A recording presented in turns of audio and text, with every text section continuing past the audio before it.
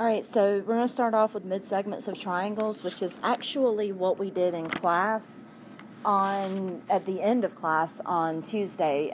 This was when I had you cut out the triangle and fold it, and we found out that the middle piece of the triangle that we created, that would be in here DE, is half of AB. So I'm just more formalizing this. So if D is the midpoint of CA, we know that from when we did the triangle, we folded C to A. D is the midpoint of AC, so we know that DC is congruent to DA. And if E is the midpoint of CB, then if you take DE and multiply it times 2, it's going to be equal to AB, because we know that DE is half of AB. So if we take whatever length we have of DE and multiply it times 2, we're going to get AB. So just a little sketch of one down here. If I know that this is 4, well, let's undo that.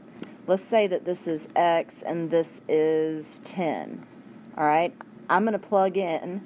I know that 2 times the short one, that's X, is equal to the long one.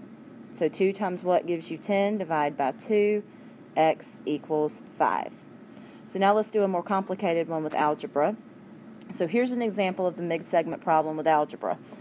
Now, you can see that the short side in the middle, we know it's going to be half of our long side. So if we take that short side, x minus 7, and multiply it times 2, it's going to equal the long side. That's it. That's your formula. 2 times the short side equals the long side. So you get 2x minus 14 equals 24. Add 14 to both sides. Gives us 2x equals 38. Divide by 2. X equals 19. That's it. Okay, now side splitter theorem is a little bit different. You're going to see that we do have parallel lines here. RS is parallel to XY, but in the side splitter theorem, it may not be a mid-segment. That parallel line can be anywhere in the triangle. It could be way up here, it could be down here, it could be anywhere. So if you know that RS is parallel to XY, here's the rule.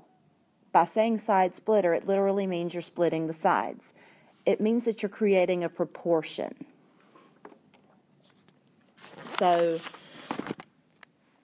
if you're creating a proportion, that means that XR over RQ, so XR over RQ is equal to YS over SQ. So I'm going to say that again. This time I'm going to kind of color them so you can follow along. I'm going to use green. So XR over RQ, so that's these two sides that we've split, is equal to YS over SQ. Okay, so they create a proportion just like in similar triangles. So if you're given 3 out of the 4, you can figure out the last one because it's set up as a proportion.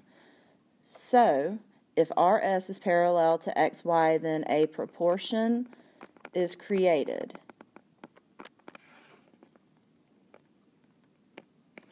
XR over RQ is equal to YS over SQ. So this is your example.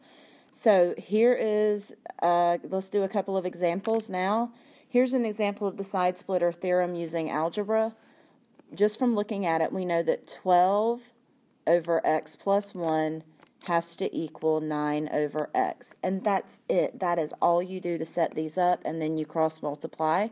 12x equals 9 times x plus 1. So 12x equals 9x plus 9. Subtract 9. Oh, wait, I don't have to subtract 9. Subtract 9x.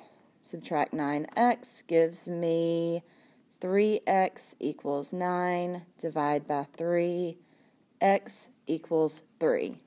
So this length over here would have to be 4, and this length over here would be 3. That makes sense because 12 divided by 3 gives you 4, 9 divided by 3 gives you 3. So side splitter theorem and mid-segment theorem, now complete the questions and you'll be good to go for Friday.